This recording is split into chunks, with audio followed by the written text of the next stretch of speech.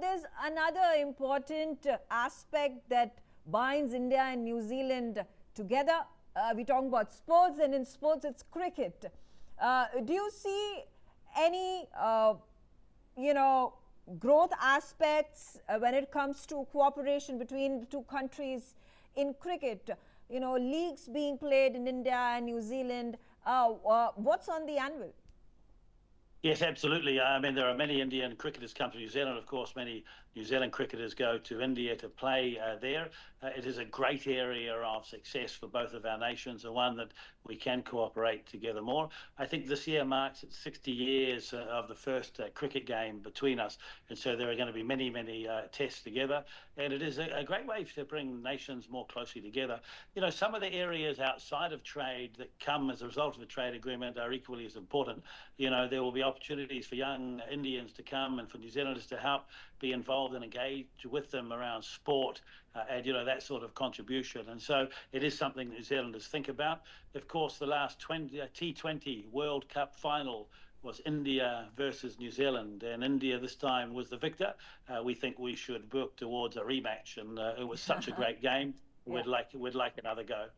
I do want to also raise this question about the global tariff wars that have impacted countries, and New Zealand and India have not been, alien to it. Is this also a reason for countries, including New Zealand, to push forth this trade agreement, free trade, resilient supply chains with India, as we have seen with the trade agreement between India and European Union and United Kingdom as well? Yes, absolutely. If you think about what's happened with America, with the changing nature of their tariff rate, creates uncertainty. It makes it hard for US consumers. The costs go up. But at the same time, it's very hard for New Zealand or Indian exporters to that market, not knowing what the tariff rate may be. And so this free trade agreement, along with the others that we have and India has recently signed, gives options to our exporters.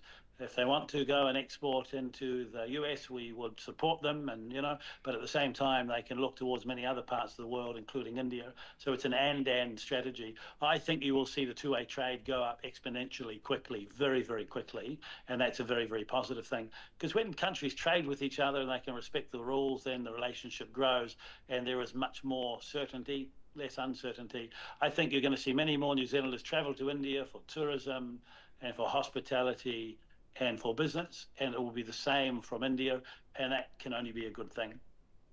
Minister Todd McClay, thank you very much for speaking to us. Of course, like you, we are really looking forward to Prime Minister Narendra Modi's visit, and of course there is going to be that very important bilateral meeting that happens between the two leaders of both the countries. Thank you so much. Well, that is the Investment and Trade Minister of New Zealand speaking to us exclusively. Thank you for watching us on Newsx and Newsx World. With that, it's a wrap.